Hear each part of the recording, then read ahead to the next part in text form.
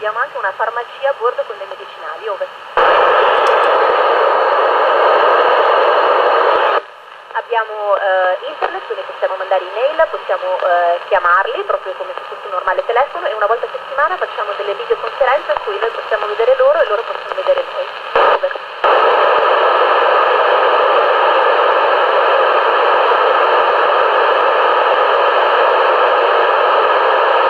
C'è una stampante 3D a bordo della NASA e proprio nella settimana scorsa abbiamo stampato una trentina di campioni.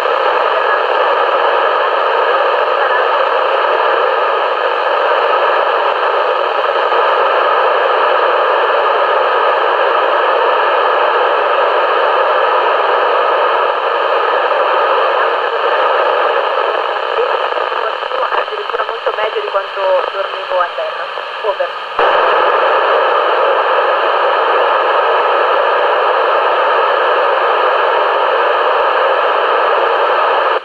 Per esempio il primo esperimento che ho fatto io quando sono arrivata a bordo era proprio un esperimento volto a capire come il cervello adatta le proprie strategie del controllo dell'equilibrio e del movimento alla condizione di assenza di peso. E le ricadute in campo medico potrebbero esserci per esempio nel campo della riabilitazione di persone che dovessero subire per esempio a causa di un incidente o di un cancro un danno cerebrale.